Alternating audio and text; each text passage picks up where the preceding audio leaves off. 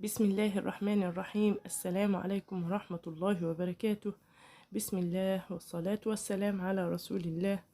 اللهم صل على محمد وعلى آل محمد كما صليت على إبراهيم وعلى آل إبراهيم، وبارك على محمد وعلى آل محمد كما باركت على إبراهيم وعلى آل إبراهيم في العالمين إنك حميد مجيد.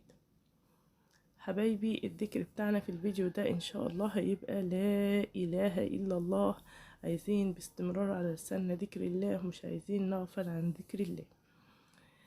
شايفين حبايبي مع بعض النهاردة هعمل معاكم الزيتون المخلل. هنعمله بطريقة جميلة جدا، طعمه في منتهى الجمال، كمية وفيرة. شايفين مع بعض المنظر، بسم الله ما شاء الله، شكله مغري جدا وطعمه جميل جدا، هيعجبكم، جربوه بإذن الله. يلا بينا مع بعض نبدأ الفيديو، مش عايزة أطول عليكم أكتر من كده، نبدأ على بركة الله. بسم الله الرحمن الرحيم. معايا الزيتون اللي هو التفاحة دوت زي ما احنا شايفين مع بعض. بمسكه أقطعه كده، أعمل فيه فتحات علشان أغير له المية وأنزل المرارة منه، ما يبقاش فيه مرارة. همسك كده الزيتونة واحدة واحدة، أعمل فيها فتحات على حسب بقى، فتحتين 3 زي ما تيجي معايا. شايفين ما شاء الله الزيتون كبير وحلو. احنا اليومين دول اواني الزيتون، فقلت اخلله معاكم. ما ننساش الذكر بتاعنا لا اله الا الله، لا اله الا الله. بعمل الزيتون وبركنه عندي، بيفضل من السنة للسنة. بعمله من دلوقتي وبركنه لرمضان، وبطلعه بيبقى ما شاء الله عليه في منتهى الجمال، حلو بزيادة. احنا هنعمل الوصفة النهاردة بتاعتنا، ممكن خلال شهر واحد اطلع الزيتون وناكل منه، وممكن يتركن زي ما احنا حابين، فمش هيخسر في الطريقتين ان شاء الله. شايفين كده انا فتحت معاكم الزيتون. هنروح بقى نشوف مع بعض احنا محتاجين ايه تاني مع الوصفة بتاعتنا. وما ننساش مع بعض الذكر بتاعنا لا اله الا الله، لا اله الا الله. دلوقتي الزيتون بعد ما خلصته هنقعه في المية، وكل شوية وانا داخلة المطبخ بغير له المية بتاعته علشان ينزل المرارة اللي فيه.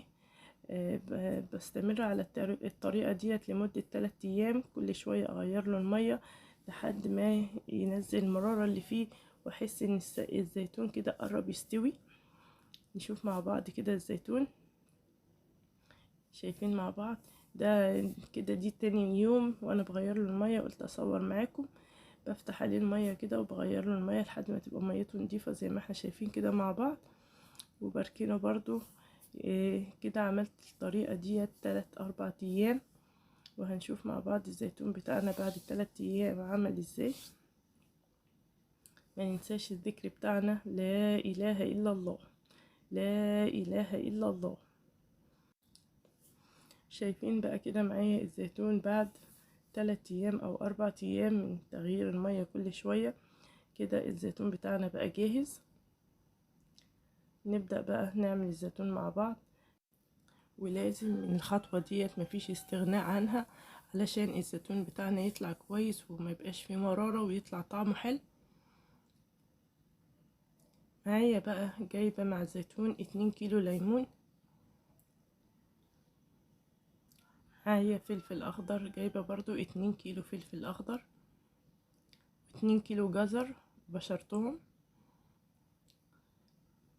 معايا بقى اللي بيطعم لنا الزيتون قوي قوي قوي، معايا الفلفل الاحمر دوت، الشطة.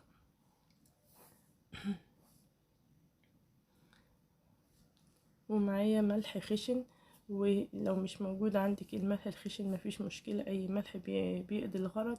ومعايا عصفر وحبة البركة، ومعلقة شطة كده، مش هزود شطة عشان معايا الفلفل الاحمر المشطشط لوحده. ومعايا خل وزيت، وهنشوف الوصفة مع بعض. يلا بينا نبدأ على بركة الله. وما ننساش الذكر بتاعنا لا إله إلا الله.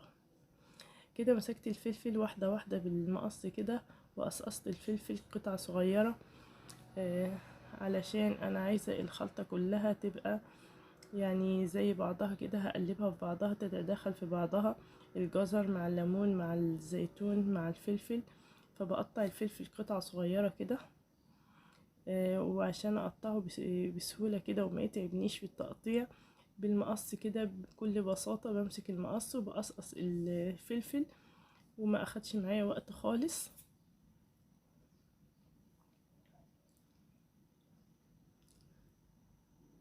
ما ننساش الذكر بتاعنا لا اله الا الله. وبعد ما خلصت الفلفل مسكت برضو الليمون وقطعته قطع صغيرة خالص كده. شايفين الليمون؟ قطعته قطع صغيرة برضو بنفس الطريقة. وممكن لو حابة تسلقي الليمون غلوة ولا حاجة برضو تعمليه مع الوصفة بتاعتنا، بيبقى طعمه حلو برضو. بس انا حبيت ان انا اقطعه وهو ني كده. هجيب بقى معايا صينية كبيرة كده او بولة كبيرة خالص علشان اقلب فيها الخلطة بتاعتنا. هنزل بالفلفل واحدة واحدة، وكان عندي كام قرن فلفل كده احمر دبلانين كده فقطعتهم برضو. نزلت بالفلفل كله كده، وهنزل عليه بالليمون اللي قطعته قطع صغيرة زي ما احنا شايفين مع بعض، وهنزل بالجزر المبشور.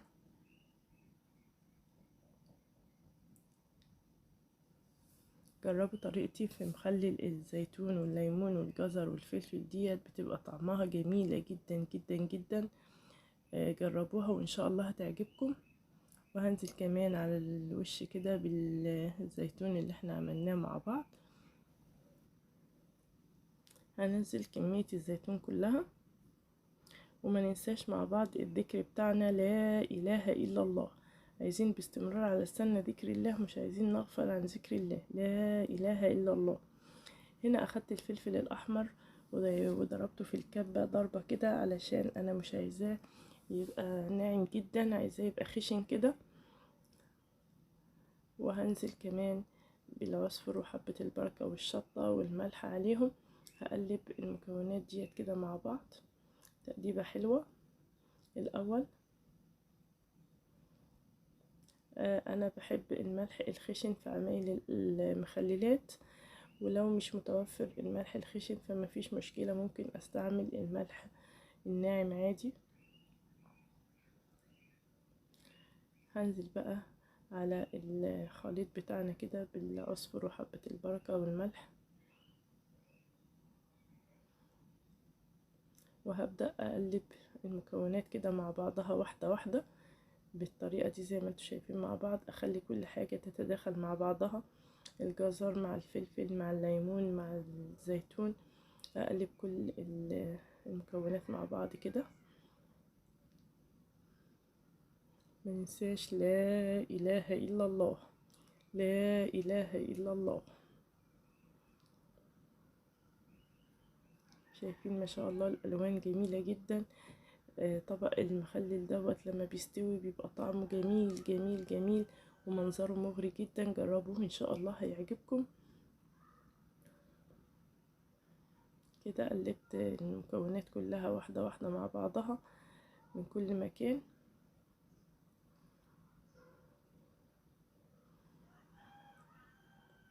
وهبدأ بقى أعبي البرطمانات بتاعتنا. فكرة فعلا مشروع حلوة جدا. لو حد حابب ممكن نعمل الخلطة ديت ما شاء الله عملت كمية كبيرة جدا، وأعبيها في برطمانات صغيرة وبتتباع فعلا، بيبقى الناس بتبقى بتتجنن عليه، طعمه جميل جدا. جربوا الفكرة حلوة قوي قوي قوي. يلا نجدد النية مع بعض. اللهم اجعل عملنا خالص لوجهك الكريم. اللهم ارزقنا الإخلاص في القول والعمل. اللهم اجعله إطعام طعام وصلة أرحام وتعاون على البر والتقوى، إدخال الفرحة والسرور على قلب الأسرة والأولاد. اللهم آمين يا رب العالمين. بعبي كده البرطمان وبضغط عليه، مش بسيب فيه فراغات، بضغط جامد قوي كده، يعني بكبس البرطمان بتاعنا. هعبي البرطمان التاني كمان. شايفين ما شاء الله معايا كمية حلوة قوي.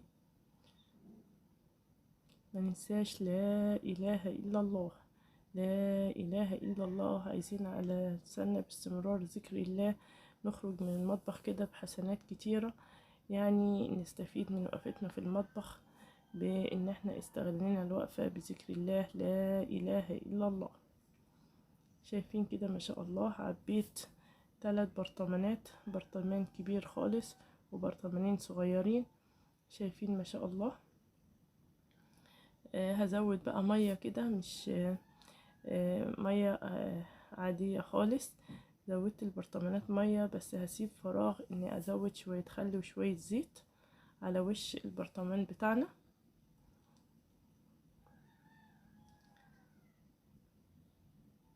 شايفين كده المنظر، بسم الله ما شاء الله.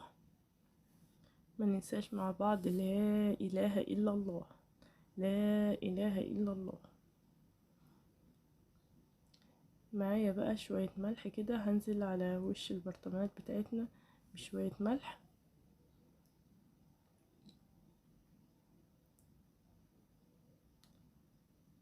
شوية مش كتار كده، قيمة معلقة ملح على وش كل برطمان. وهنزل كمان عليه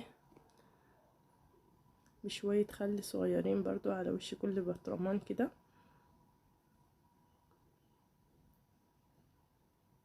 بيساعد في السوى أسرع.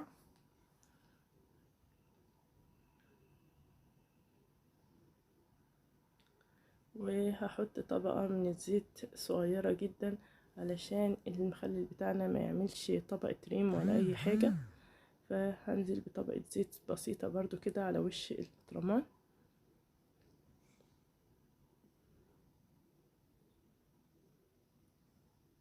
وبكده المخلل بتاعنا بقى جاهز.